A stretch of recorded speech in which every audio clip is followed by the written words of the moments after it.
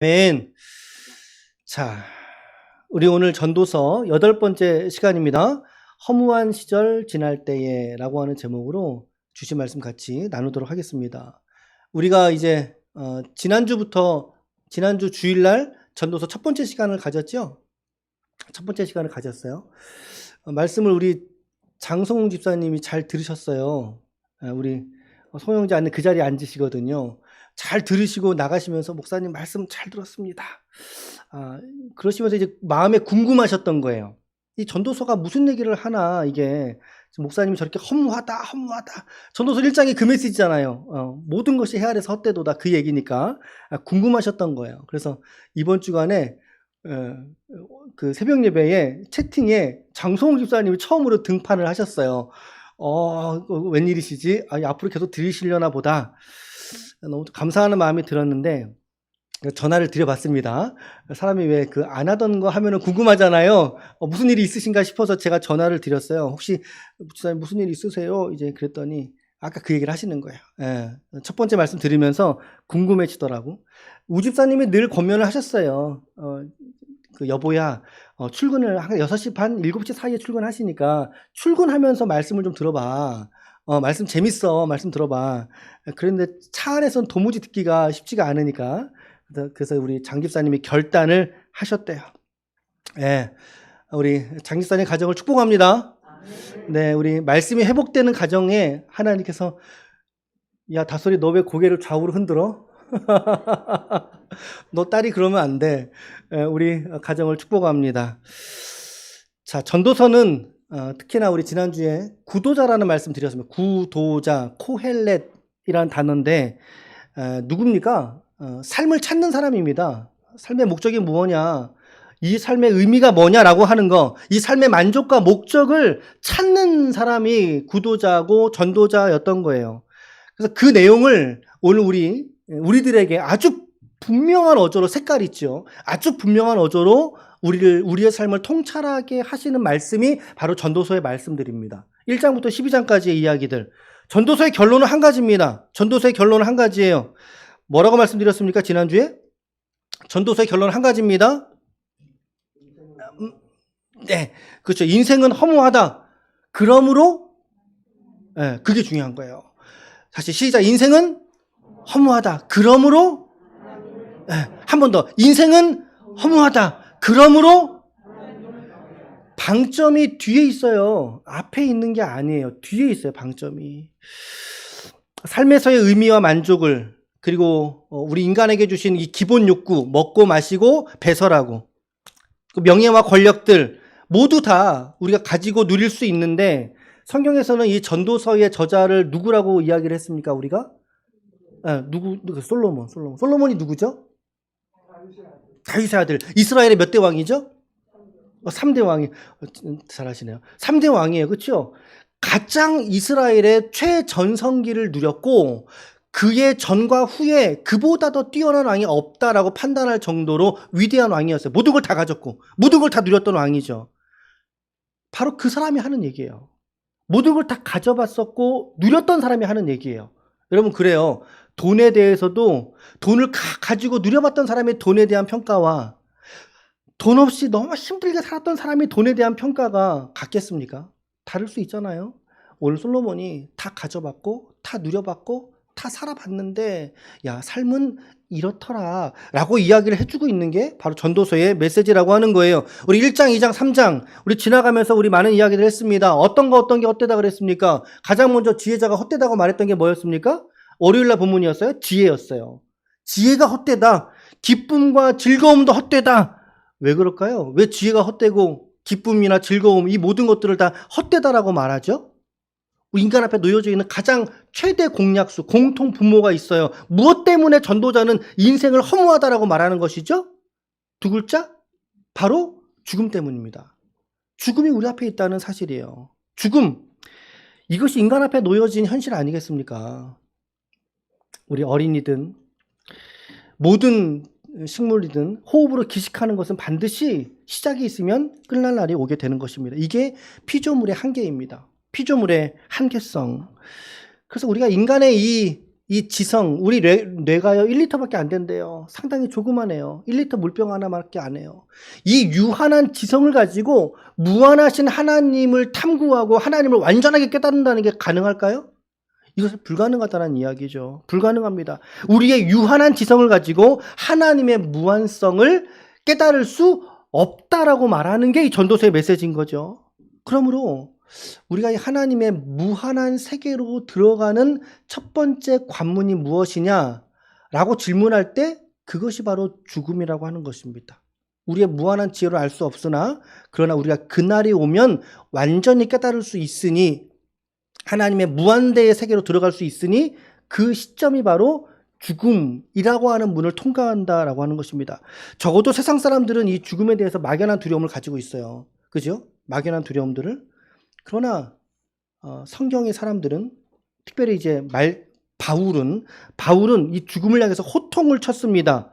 뭐라고 했습니까? 사망아 너의 승리가 어딨냐? 너의 쏘는 것이 어디 있느냐? 다시 말하면 너 사망은 나에게 어떠한 두려움이나 나에게 어떠한 좌절의 근거가 될 수 없다는 것을 바울은 분명하게 선포하고 선언했단 말이죠. 사망을 향해서, 죽음을 향해서. 어떤 누가 이렇게 설명할 수 있을까요? 어떻게 이렇게 호통을 칠 수 있을까요? 자, 우리가 오늘 한번 이 바울의 마음을 가지고 죽음을 향하여 이와 같이 한번 큰 소리로 한번 읽어볼까요? 큰 소리로 읽어볼까요? 시작. 승리가 어디 있느냐? 사망아. 아멘. 사망아, 너의 승리가 어디 있느냐? 사망아, 너가 오늘 내게 쏘는 것이 어디 있느냐? 다시 말하면 너는 나에게 아무런 기능이 없는 무익한 거다, 무능한 존재다라고 하는 걸 오늘 바울은 선포했고, 이것이 성경의 죽음에 대한 이해이고 오늘날 동일하게 여러분과 저도 이 죽음을 향하여 동일하게 선포할 수 있는 믿음이 되시길 축원합니다. 전도자는 인생의 허물을 말해요. 인생의 허물을 말하지만 허무주의자가 아닙니다. 오해하시면 안 돼요. 여러분들 전도사를 우리가 앞으로 이제 18일까지 묵상하는 거죠. 우리가 일정이 계속 같은 얘기 할 텐데 전도자는 허물을 말하지만 허무주의자가 아닙니다. 인생의 궁극적인 절망을 말해요. 죽음을 말한다고요. 죽음에 깔려있어요. 밑바닥에 계속 깔려있어요. 그러나 절망을 말하지만 절망주의자는 아닙니다. 염세적이지만 염세주의자도 아니라는 사실이에요. 단지 사람의 끝까지를 탐구하고 싶었던 인물입니다. 사람의 끝이 어떻게 되느냐, 그 탐구의 결과가 이 전도자에게는 뭐예요? 헛되구나. 야, 헛되다. 동물이나 사람이나 죽으면 매 마냥 흙으로 돌아가는 것이 헛되구나 라고 말하는 거예요. 더덥구나. 세번역은 이 더덥다는 표현을 뜬구름을 잡는구나 이렇게 번역을 했단 말이죠. 우리 인생이 그렇다 이 말이에요. 우리 인생이 뜬구름을 잡는 것처럼. 구름 잡을 수 있습니까? 손을 아무리 내밀어 보세요. 잡을 수 없어요. 그래서 전도서의 결론은 무엇이었습니까? 우리가 지난주 또 계속 반복했던 개념이죠. 우리의 인생은 허무하다. 한번 넘겨가 볼래요? 야, 요거 한 번 더 읽어봐요. 요거 앞으로 제가 좀 몇 번 계속 할게요. 시작. 인생은 허무하다. 그러므로 하나님을 경외하라. 오늘 여러분들의 자녀들이 자녀의 세대 속에서 그 시간 속에서 정말 일찍 이 진리를 깨달을 수 있기를 축복합니다. 그래야 우리 자녀들이 직진으로 가죠. 하나님께 나처럼 우리처럼 늦지막히 주님께 돌아오는 것이 아니라 일찍 하나님께 구별되고 하나님을 위해서 삶을 드린다면 얼마나 소중하고 값진 인생이 되겠습니까? 그죠? 우리 지금부터 이제라도 늦지 않았으니 우리 오늘에서부터라도 이 진리를 깨닫고 우리 모두가 다 함께 하나님에게로 직진하는 인생이 되시기를 주님의 이름으로 축원합니다. 아멘, 아멘. 지난 3장의 이야기에서는 인생이 정해진 때가 있다는 얘기도 했습니다. 지난 금요일 저녁 이게 설교였죠. 기한이 있고 때가 있어요. 그래서 날 때가 있고 죽을 때가 있고 세울 때가 있고 패할 때가 있고 운명을 말하지만 우리는 운명론자들이 아니란 말씀을 드렸습니다.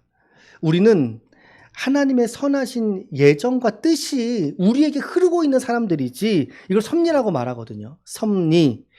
이 하나님의 예정과 뜻 가운데 하나님은 오늘 저와 여러분들의 인생을 아름답게 빚어가시는 줄로 믿습니다. 여러분 허무 따위는 믿음으로 차버리십시오. 이런 예화가 생각이 나는데, 예화를 또 말하면은 혼날 것 같은데, 포기는, 겉바내가 안 한다고 했잖아요. 포기는 배추, 김장할 때나 쓰는 단어죠. 여러분들의 삶에 허무가 쥐어잡고 있는 것들을 빨리 포기하시길 바랍니다. 그 얘기를 하려고 제가 이게 언뜻 생각이 난 거예요, 지금. 자관의 인간의 지성으로 알 수 없는 이 하나님의 때와 하나님의 섭리가 오늘 저와 여러분들에게 있는 줄로 믿습니다. 겸손하시길 바랍니다. 우리는 그 어떤 때도 알 수 없는 존재들이기 때문인 것입니다. 이렇게 우리가 한 공동체로 만나서 주님 앞에 예배드리게 될 줄 누가 알았겠습니까? 하나님의 때가 있어요. 하나님의 또 예비하신 은혜가 있다는 사실을 잊지 마십시오. 아멘. 이제 본문의 이야기를 좀 이제 들어가 볼게요. 오늘 본문은 6절에 상당히 짧은 성경입니다. 전도자의 기본적인 정서가 그대로 다 흐르고 있어요. 반영된 얘기예요. 자, 무슨 얘기하고 있냐면 여러분 성경책을 보셔도 괜찮고 매일 성경 갖고 오신 분은 매일 성경 보셔도 괜찮아요. 자, 1절부터 3절은 학대받는 자에게 눈물이 있다는 거예요. 이 세상에 학대받는 자가 너무 많더라. 그런데 그들에게 위로자가 없다는 게 더 절망스러운 거잖아요. 학대를 받는데 위로할 사람이 없어요. 4절부터 6절은 어떤 내용이에요? 두 손으로 열심히 수고하면서 일하는 거 좋다 이 말이죠. 두 손으로 열심히 수고하고 마음에 근심하는 거, 허물을 향해서 열심히 손 내짓는 거, 그것보다 차라리 한 손에만 가득하고 좀 덜 일하고 덜 가지고 덜 만족하더라도 한 손에만 가지고 그의 마음이 어떤 것이, 그의 마음이 평안한 것이, 평안을 누리는 것이 훨씬 더 나은 거야 라고 하는 얘기를 지금 하고 있는 거예요. 자, 1절 읽어보겠습니다. 이거 1절입니까? 위에 거. 네, 같이 읽어볼게요. 시작. 내가 다시 해 아래서 행하는 학대를 살펴보았도다. 보라, 눈물이로다. 그들에게 위로자가 없도다. 그들을 학대하는 자들의 손에는 권세가 있으나 그들에게는 위로자가 없도다. 바로 지금 제가 앞전에서 계속 지금 이야기를 풀었잖아요. 계속해서 했던 얘기가 뭐였어요? 전도자가 사람과 짐승에게 똑같이 죽음이 공통적이다. 모두 다 흙으로 돌아간다라고 말했습니다. 그리고 나서 또다시 눈을 들어서 자기 삶을 탐구한 거예요. 여러분, 지혜자는요, 자기 인생을 시간의 흐름을 따라 그냥 가는 게 아니라 눈을 들어 탐구하는 자세가 있어요. 기본적으로, 그런 기본적인 질문은 뭘까요? 내가 이렇게 살아서 괜찮을까? 내가 이렇게 믿음 생활을 해도 괜찮을까? 내가 오늘 이렇게 살아도 하나님께 기쁨이 될까? 라고 하는 질문들을 하지 않겠습니까? 그 눈을 가지고 세상을 바라보니까 이 온통 세상 주변에 이 연약한 자, 의뢰 관계죠. 의뢰 관계에 있는 학대받는 자들이 너무나 많다라는 거예요. 너무나 많이 보였어요. 학대받는 자들이. 이스라엘은 이 고아와 과부와 객을 가장 소외된 사람이고 가장 구제의 첫 번째 대상으로 보았죠. 이들이 바로 학대받는 자들의 대상에 들어갈 수 있는 것입니다. 그런데 너무나 안타까운 것은 그들의 학대를 보았음에도 불구하고 그들에게 위로할 자가 없다는 사실입니다. 그들을 위로해 줄 자가 없더라. 학대하는 자들에게 뭐가 있다고 말합니까? 마지막에 학대하는 자들에게 손에는 뭐가 있어요? 권세가, 힘이 있다고요. 파워가 있어요. 파워가. 힘이 있어요. 힘이. 돈이 있고 권력이 있단 말이에요. 근데 학대를 받는 자들, 누구를 말할까? 아까 말했던, 그리고 서민들, 가난한 자들, 돈 없는 자들, 사회적으로 열애되어져 있는 자들, 어느 누구도 그들을 위로해 줄 사람이 없다는 걸 보고 전도자는 또다시 절망해 버리게 되는 것입니다. 그러면서 이 전도자가 누가 복된 자인지를 말하게 되는데 점진법으로 이야기를 하는 거예요. 먼저는 죽은 자가 복되다. 야, 이 꼴을 안 보고 죽은 자가 복되구나. 이렇게 이야기를 했고요.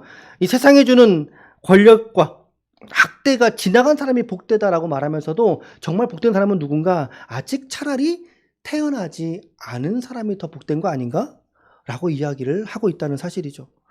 전도자는 이 세상의 부조리와 권력의 야합과 부패를 보면서도 정말 이 세상은 허무 따위구나, 허무뿐이구나 라고 하는 것을 아주 분명하게 깨닫고 있는 장면이라는 것입니다.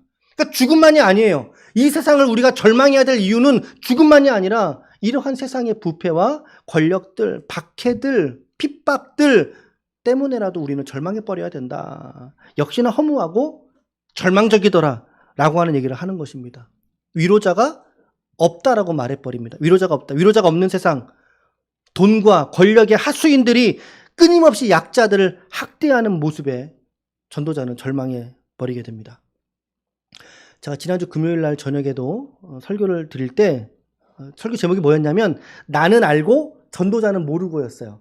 예, 나는 알고 전도자는 모르고. 그 무엇을 말했냐면 죽음에 대한 가치였어요. 죽음에 대한 의미를 나는 아는데 전도자는 모른다라고 하는 이야기를 했단 말이죠. 죽음 이후의 세계를 아직 전도자에게는 계시되기 이전의 상태였어요. 전도자에게는. 그렇기 때문에 이토록 허물을 말하는 거 아닙니까? 자, 같은 논리로 봤을 때 지금 전도자는 위로자가 없다고 절망해버렸습니다. 절망해버렸습니다. 사회가 아닌 개인의 내면과 마음에서 위로해주는 이가 없다라고 말하고 있는 거예요. 자, 우리 또다시 그 얘기를 드려야 돼요. 우리는 아는데 전도자가 모르고 있는 게 있습니다. 우리는 알아요. 근데 전도자는 지금도 모르고 있어요. 모르고 있어요. 무엇을 모르고 있습니까? 적용입니다. 우리는 성령 하나님을 알고 있는데 전도자는 성령 하나님을 모르고 있다는 사실입니다. 그렇죠? 예수님께서 십자가에 달리시기 전날 밤에 제자들에게 하신 말씀이 이 말씀이에요. 시작. 내가 아버지께 구하겠으니 그가 또 다른 보혜사를 너희에게 주사 영원토록 너희와 아멘. 이 보혜사라고 하는 단어, 이게 파라클레토스라고 하는 단어인데요. 이 보혜사 이 단어의 뜻이 파라클레토스라는 단어가 위로자라고 하는 뜻입니다. 변호자, 위로자, 돌보는 사람, 상담자 이런 뜻이에요. 자, 이 말씀 언제 하셨다고 예수님께서? 하신 시점이 언제예요? 주님이 십자가에 달리시기 전날 밤이에요. 당신의 승천을 하나님이 예고하시면서 나는 간다 이제. 나는 갈 거야. 너희 곁에 나는 없어. 그런데 또 다른 보혜사야. 또 다른 보혜사. 그러니까 예수님도 제자들에게는 어떤 사람이었다는 거예요? 맞아요. 보혜사. 보혜사가 무슨 뜻이었다고요? 위로자, 변호자, 상담자, 힘을 북돋아주는 사람 이런 뜻이란 말이죠. 이제 내가 너희들에게 그 역할을 여적지 했는데 3년 반 동안 했는데 나 이제 올라가는데 너희들에게 나하고 똑같은 보혜사를 다시 줄게. 보내어줄게. 그 보내주신 또 다른 보혜사가 바로 성령 하나님이신 거죠. 아멘이십니까? 아멘. 우리가 이 말씀에서 깨닫는 것은 주님도 보혜사고 성령도 보혜사시구나. 얼마나 귀한 이름인지 몰라요. 보혜사. 얼마나 이름이 좋으면 절 이름에도 있어요. 거짓말, 진짜 있어요. 버스에 광고하더라고요. 위로자, 상담자, 변호사, 중재자, 대변자. 그러니 이 보혜사에 하시는 일은 무엇일까요? 오늘 우리의 연약함을 도우시는 분이신 줄로 믿습니다. 아멘. 우리를 위로해 주시고. 내게 괴로운 일이 있습니까? 주님께 엎드리십시오. 성령께서 상담해 주시고. 억울한 일이 있습니까? 주님께서 우리를 성령을 통하여 변호해 주시고 중재해 주시고 대변해 주시는 분. 우리의 인생이 덧없이 흘러가지 않도록 심한 절망 가운데 여러분들이 완전히 나버려지지 않도록 우리를 끝까지 붙들어 주시는 분이 바로 이 좋으신 보혜사 성령 하나님이신 줄로 믿습니다. 로마서 8장 26절을 우리 다 함께 읽겠습니다. 시작. 이와 같이 성령도 우리의 연약함을 도우시나니 우리는 마땅히 기도할 바를 알지 못하나 오직 성령이 말할 수 없는 탄식으로 우리를 위하여 친히 간구하시느니라. 바로 이 전도자가 이걸 몰랐던 거예요. 전도자는 몰랐고 우리는 알고 있잖아요. 세상에 박해를 받는 현장을 보면서 전도자는 절망해버리고 마는 겁니다. 왜 이토록 소망이 없는 것일까? 라고 절망합니다. 그러나 우리에게는 소망이 있다고요. 우리에게는 소망이. 세상은 오늘도 여전히 박해가 있습니다. 박해가 있어요. 여러분들이 느끼지 못할 뿐이지 혹은 각성되지 못해서 내가 체감하지 못하는 것뿐이지 여전히 세상은 믿는 자들의 믿음을 박해하고 있습니다.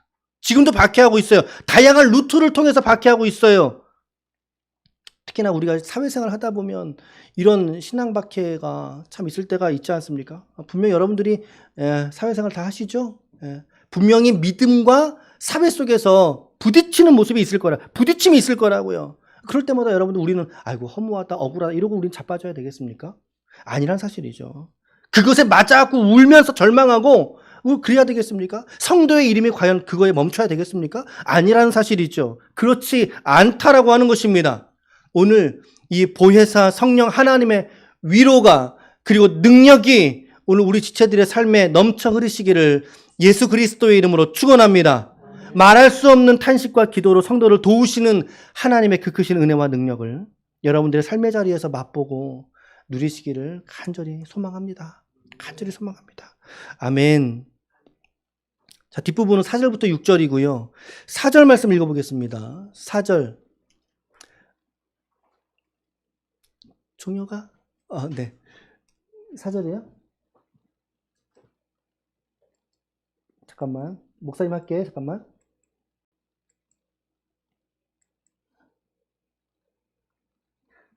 잠깐만. 이게, 잠깐만요. 4절을 성경책을 보고 읽으시겠습니다. 자, 성경책에 있으시죠? 이 전화면이요?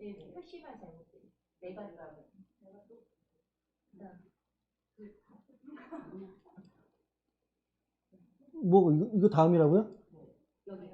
아.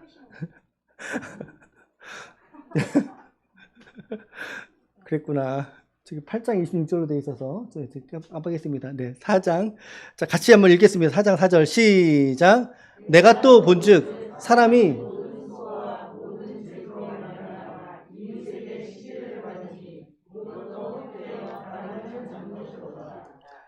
자, 전도서 4장 4절이야. 종혁 형제. 자, 쉬운 성경으로 같이 읽어볼게요. 다르게 시작. 또 살펴보니 모든 수고와 성취는 이웃에 대한 시기심에서 발생하였다. 이건 역시 바람을 잡으려는 것처럼 허무한 일이다. 번역이 다르죠. 쉬운 성경이 훨씬 더 다가오시죠. 더 쉽게.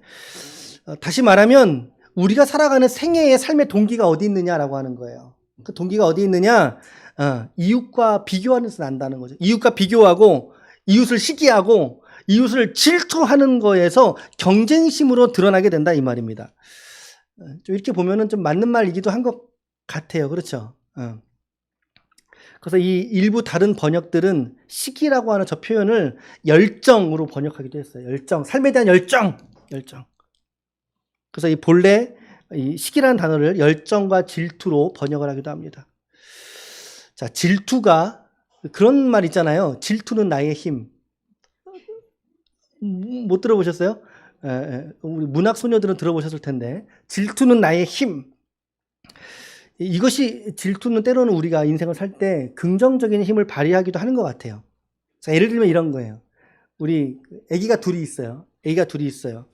근데 야 아기야 밥 먹어. 그 AB로 하기도 그렇고 그나야 밥 먹어 이게 줬단 말이죠. 봤는데 그나가 안 먹는 거예요. 자, 아기가 밥을 안 먹을 때 어떻게 해야 돼요? 때려요? 애기가 안 먹을 때 때려요? 그러면 안 되잖아요. 밥 먹을 때 안 먹어 이러고 안 먹었어요 애가. 그러면 이제 옆에 있는 근서한테 주는 거죠. 야 근서야 밥 먹어. 아이고 내 새끼 잘 먹네. 이거 막 쓰다듬어주고 예뻐해주고 막 뽀뽀를 막 해줬어요. 자, 그 다음에 다시 그나한테 밥을 떠먹여주면 그나가 먹을까요 안 먹을까요? 먹어요 여러분. 지금은 워낙 마음이 완악해져서 지금은 안 먹을 텐데 아마 발로 차버릴 텐데 무슨 말씀을 드리는지 아시죠? 이런 거예요 여러분. 이런 문맥에서 4절의 말씀은 이해가 되실 것 같아요. 4절 말씀. 그런데 성경은 말합니다. 이것도 헛되다. 수고와 노력이 헛되다. 그러면서 전도자가 두 가지의 속담을 소개하고 있는데 5절, 6절을 한번 같이 볼게요. 5절, 6절. 자, 이거 무슨 뜻인지 한번 잘 보세요. 자, 언뜻 이해가 잘 되시는지 생각하면서 들어보세요. 다음 거 쉬운 성경 바로 읽어볼 테니까. 자, 5절과 6절 바로 이해가 되는지 시작. 어리석은 자는 팔짱을 끼고 앉아 있으면서 자기의 몸만 축낸 두 손에 가득하고 수고하며 바람을 잡는 것보다 한 손에만 가득하고 평온함이 있는 것이 더 나으니라. 자, 쉬운 성경을 보면 번역을 이렇게 했습니다. 시작. 어리석은 자는 팔짱을 끼고 지내다 굶어 죽는다고 하지만 바람을 잡고자 두 손을 벌려 수고하는 것보다 한 줌으로 만족함이 더 낫다. 어떠세요? 차이점이 있으시죠? 꼭 대역을 준비하셔서 성경 읽기에 여러분 적극적으로 읽으시길 축복합니다. 어리석은 사람 게으르다는 말이에요. 우매한 사람 게으르고 일하지 않아요. 손으로 일하지 않아요. 팔짱을 끼고 산다요. 팔짱을 끼고. 이거 무슨 표현이니까 팔짱 낀다는 게 뭘까요? 교만하다. 한번 지켜보겠다. 너 잘 되는지 보자. 그래놓고 자기 자신은 개발하지 않는 거예요. 자기 자신은 삶에 대한 노력을 하지 않는단 말이에요. 어떻게 돼요? 어떻게 돼요? 굶어 죽어버린다는 거예요. 굶어 죽는다는 거예요. 옛날에 그런 말 있잖아요. 팔방미인이 굶어 죽기 딱 좋다 이런 말 있죠. 그러면서 교만하지 일하지 않고 굶어 죽어버린다. 근데 되려 반대로 마지막 절은 뭐라고 말하는 것입니까?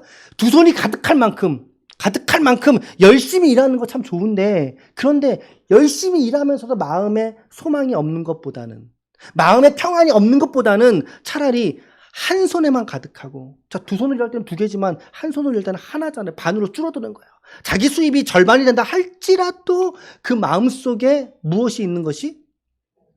예, 그렇죠. 평안함이 있는 것이 훨씬 더 좋은 삶의 태도이다라고 하는 거예요. 좋은 태도다. 잠언서 15장 16절은 이렇게 말합니다. 재산이 적어도 주님을 경외하며 사는 것이, 같이 읽어요, 이 말씀. 시작.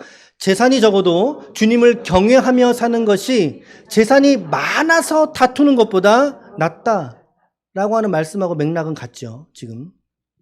그러니까 어떻게 살라는 것입니까? 우리 그리스도인들이 가진 것에 감사하고 누리고 족할 줄 알고, 이걸 자족이라 그러죠. 자족하고. 주님 주신 거니까. 주님이 여러분들에게 주셨어요. 우리에게 주신 거. 그게 뭐예요? 13절, 잠언 13장, 전도서 3장 13절 말씀. 시작. 사람마다 먹고 마시는 것과 수고함으로 낙을 누리는 그것이? 아멘. 아멘. 아멘. 오늘 우리가 호흡으로 우리가 숨쉬고 살아가는 것 또한 하나님이 우리에게 주신 선물인 줄로 믿습니다. 우리의 먹고 자고 배설하고 가장 기본적인 욕구를 주심도 하나님의 선물인 줄로 믿습니다. 기본적인 욕구가 해소되지 않으면 사람은 죽어요, 여러분. 죽어요. 근데 우리가 죽지 않고 주님 앞에 서 있습니다. 이것도 하나님의 선물인 줄로 믿습니다. 여러분들에게 가지고 있는 소득이 있으십니까? 가산이 있으세요? 다행이네요. 삶의 열매가 좀 있으십니까? 너무나 감사하네요. 내 직장이나 내 사업이나 가정이나 자녀들까지도 하나님의 선물인 줄로 믿습니다. 그래서 전도서는 가르칩니다. 그것에 감사하며 자족하며 하나님께 감사함으로 살아라 라고. 자족하면서 하나님을 찬송하고 감사하면서 살아가는 것이 바로 하나님께서 우리에게 보여주신 우리의 삶의 모습일 줄로 믿습니다. 내 힘으로 할 수가 없어요. 우리의 삶에 있는 부분들이 하나님께서 주셔야 돼요. 은혜로 주셔야 돼요. 그렇죠? 오늘도 내주하시는 성령의 위로하심과 돌보심이 또 이러한 삶의 열매가 오늘 저와 여러분들에게 있기를 축복합니다. 오늘 여러분들에게는 이와 같은 감사가 있으신지요? 이와 같은 찬송이 하나님께 있으신지요? 지금 그러시나요? 당장 지금 이 자리에서? 아니면 과거에는 그러셨는데 지금은 그렇지 못한 가운데 있지는 않으신가요? 과거에는 우리 신앙 열전을 하나님께 살아드렸지만 이제는 왠지 넘어지고 무너져버린 이 신앙세대를 내가 살고 있지는 않으신가요? 오늘 다시금 회복할 수 있기를 축원합니다. 회복하시기를 축원합니다. 하나님이 그 말씀을 하시는 거예요, 우리에게.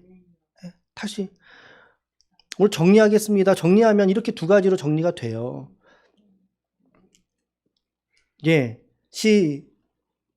시작. 성령 하나님의 위로 가운데 믿음의 소망을 다시금 붙들라. 이 땅이 절망되고 이 땅에 소망이 없는 것은 위로자가 없기 때문입니다. 오늘 여러분들이 예수를 만나지 않았다면, 성령 하나님의 내주하심을 경험하지 않았다면 여러분들은 이와 같은 허무와 절망에 빠졌어야 되는 존재들입니다. 그러나 오늘 하나님께서는 우리에게 예수를 보내주셨고 예수의 영이신 성령으로 우리 가운데 내주하셔서 거하여 계십니다. 그러므로 오늘 우리는 이 성령 하나님의 위로와 소망을 다시금 여러분들의 삶에서 붙드시고 회복할 수 있기를 축원합니다. 우리에게는 참된 위로자가 계셔요. 누가 돈이 위로자라 그랬습니까? 누가 사회에서의 성공과 만족과 명예가 권력이라 그랬습니까? 했습니까? 위로라고 했습니까? 그렇지 않다는 것입니다. 오늘 우리에게는 유일한 한 분의 위로가 계시니 성령 하나님이신 줄로 믿습니다. 이 위로자가 여러분들과 함께 계시기에 여러분들의 삶은 헛되지 않습니다. 오히려 성령의 능력과 예수 부활의 생명을 가지고 살아갈 때 오늘 여러분과 저는 하늘의 많은 빛과 같이 빛나는 삶이 될 줄로 믿습니다. 아멘. 첫 번째. 두 번째 이야기를 시작. 더 가지려 하기보다 하나님을 더 경외하는 것에 여러분들의 마음의 소원을 두시라는 거예요. 오늘 내 마음의 소원이 어디에 있으십니까, 여러분? 내가 돈 많이 버는 거에 우리의 소원이 있습니까? 돈 많이 벌면 그 소망 끊어져 버려요. 예. 제 작은 아이가 그래요. 아빠, 돈은 모아두면 똥돼. 그래요. 예. 여러분, 돈은 모아두면 똥되는 거예요. 그러나 하나님을 경외하는 마음을 모아두면 천국에서 영원한 상급이 있는 줄로 믿습니다. 아무도 가져갈 수 없는 거예요. 아무도 가져갈 수 없는 거. 위로자가 없는 삶에 대해서, 그리고 우리 후반 세절은 이처럼 더 가지려 함에 대한 허무함에 대해서 말씀하고 있습니다. 오히려 한 손을 좀 내려놓으십시오. 내가 두 손을 가지고 꽉 쥐고 내가 살았다면 여적지 살았다면 한 손을 내려놓으세요. 내려놓으시고 이제부터는 하나님을 경외하는 것에 나머지 한 손을 들이시길 바랍니다. 아멘. 그 안에서 하나님이 여러분들의 회복되는 믿음 속에서 여러분들의 영혼의 안정감과 평강을 주실 거예요. 평강을 주실 거예요. 주님이 오늘 내게 주신 것에 또한 감사함으로 나아가세요. 찬송을 드리세요. 세상에 줄 수 없는 이 평강과 샬롬을 하나님이 이 아침에, 이 주일에 오늘 저와 여러분들 모두에게 주실 줄로 믿습니다. 우리 함께 찬양을 드리길 원하는데 허무한 시절 지날 때라고 하는 찬양이에요. 이 찬양 부르면서 오늘 말씀을 한 번 더 묵상하고 또 말씀 가운데 우리가 기도로 나아가는 시간 연이어서 갖도록 하겠습니다. 우리 마음의 간절한